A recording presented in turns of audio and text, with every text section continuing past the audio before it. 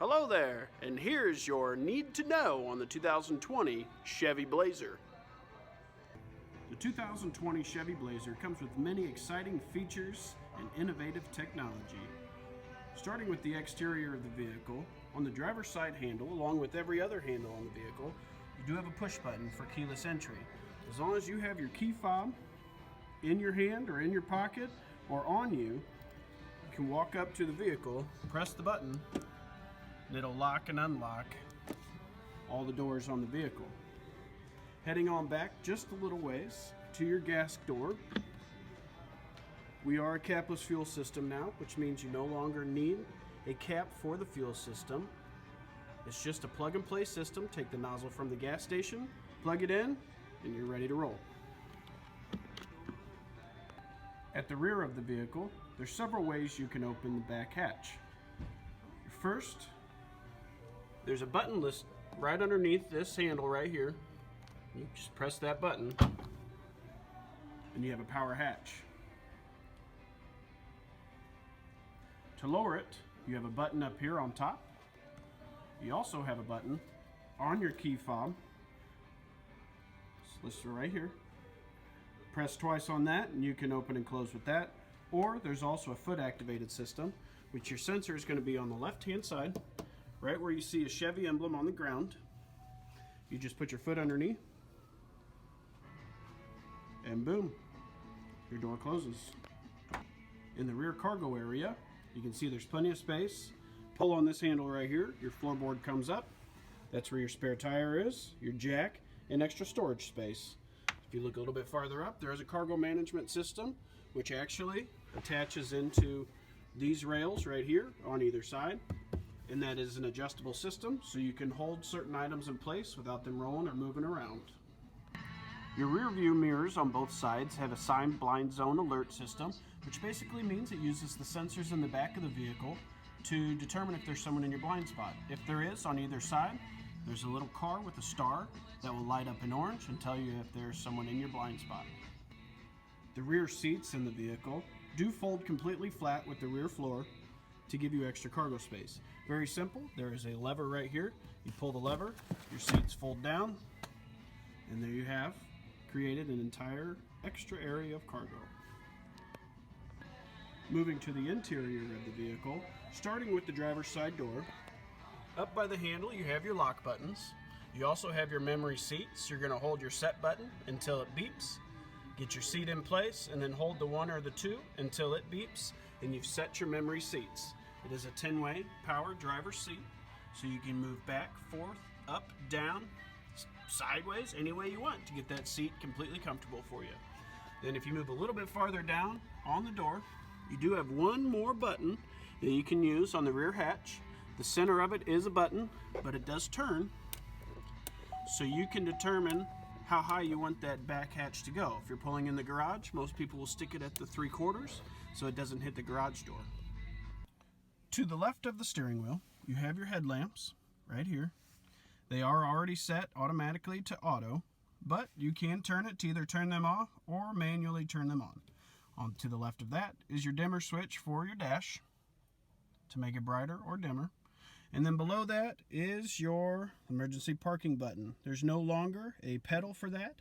In order to engage it, you will just press the button. And to disengage, you will put your foot on the brake and press the button. Up here on the steering wheel, we do have some certain functions that are very handy.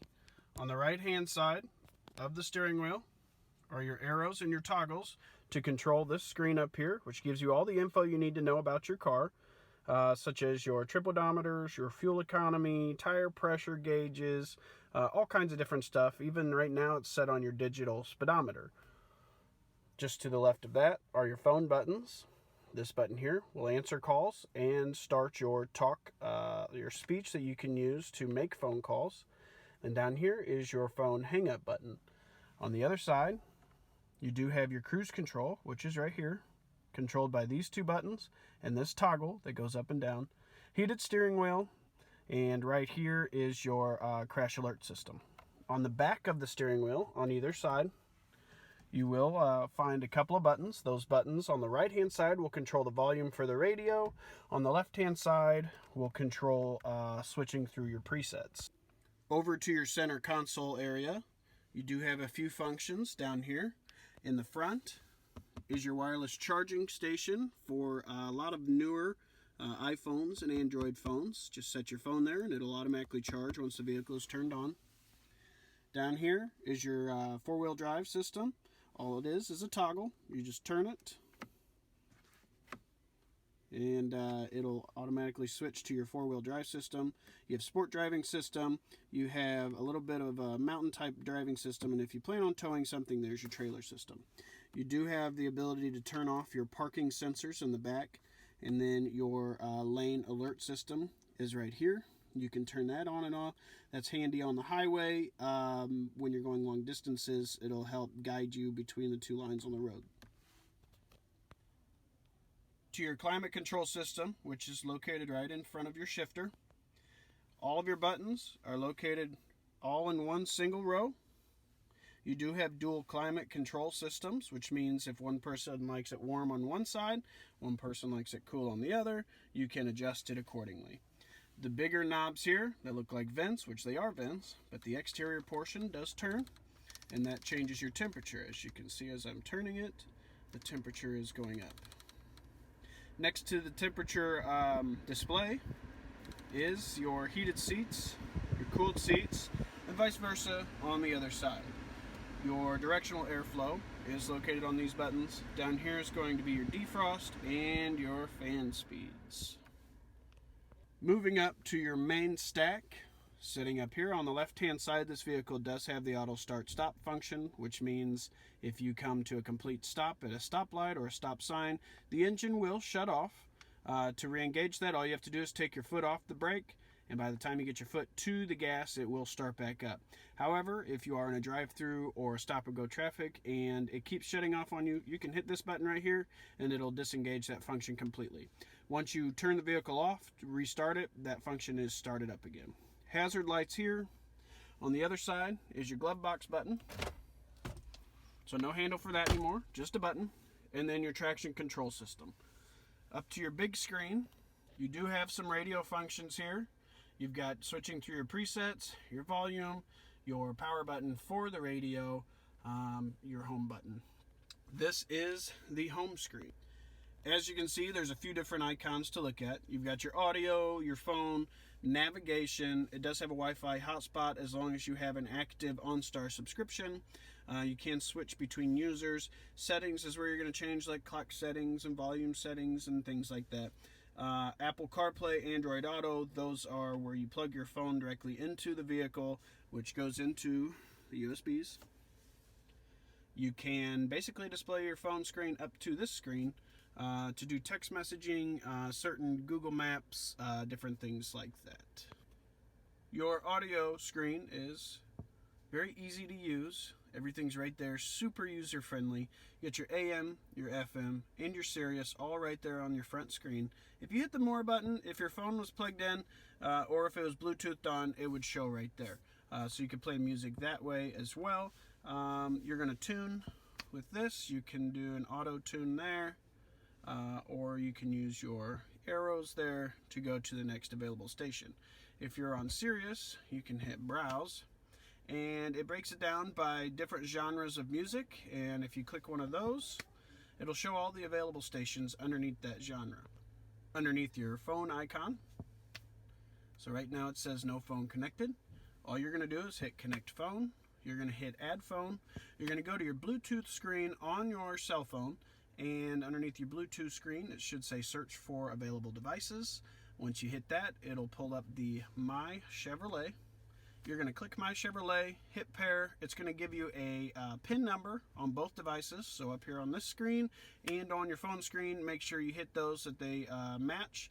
And once you do that, it might give you a couple notifications to allow for contacts and recent calls, things like that.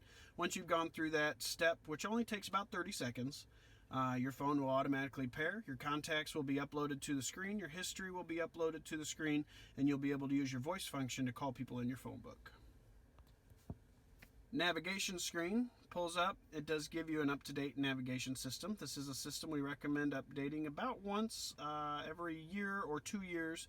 You can set up your home or set up your work addresses. Some people do, some people don't. You can go to your keyword and address and just simply type in the address or city center or point of interest that you'd like to go to. There's also a few other icons you can see. So if you were looking for the closest fuel station, you can pull up and it'll pull up the closer fuel stations by brand, and it'll direct you right to them. Same with some of the other points of interest, parking, it'll give you, restaurants, ATMs, banks, shopping, all that kind of stuff. There are a few other functions you can do with the screen. If you just pull the screen, swipe to the left, you can see there are a few other icons setting up here. If you have an Android phone, you can upload a few different apps, music apps, things like that to the vehicle. iPhones don't necessarily have any apps you can upload. You can control your climate from up here as well. It has the exact same function as the climate below. You just have to determine which one you like better. Going back, there is a front camera on the vehicle as well as a bird's eye view. So you can see on this side, it does use 4 cameras on the vehicle. You've got one in the front, one in the back, and one underneath each of the side mirrors, which project out to give you what looks like a bird's eye view. Very handy when you're pulling into tight spaces or backing into different areas so you can see what's around you. Also your front camera, which is very handy when you're trying to pull up really close to something. You can use that front camera to get as close as you need to. Also down here on the bottom, you can change your camera angle lenses in the rear and the front of the vehicle. And you can also, if you decide to trailer something, you can get your rear camera to point directly down at the trailer itself. Back home to this one again. You do have your My Chevrolet app, which I do recommend downloading on your phone in your App Store or your Google Play Store. The My Chevrolet app is very handy. If you have an active OnStar subscription, there's a lot of things you can do, like start your vehicle from your phone. You can lock and unlock, and then also get your points when you do your service at your local dealership. And then there's your Sirius button right there, which you also have that in your audio screen as well. Moving up to the upper console area. So this is where your moonroof is going to be controlled, your universal garage door opener, which is right here. You've got vent buttons, and you've got the shade button to close the shade over the window up above. Then you also have your light buttons here. So right now it's set up, if you open your doors, your lights will come on, but you can hit this button right here and disable that function if you'd prefer. Also, your OnStar buttons are sitting right here. I will go ahead and set up your OnStar system. However, once you get the vehicle, you'll want to press this button right here to actually activate the system and get it connected to OnStar. Moving on down here, this is your interior rear view mirror. So this is the normal function. As you can see, looks like you're just looking into a mirror. When you pull the lever underneath, it does activate your rear vision camera.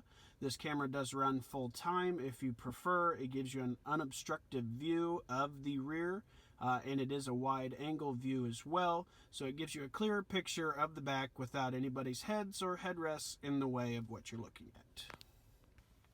The moonroof, first open your shade by pulling back the shade button on your upper console.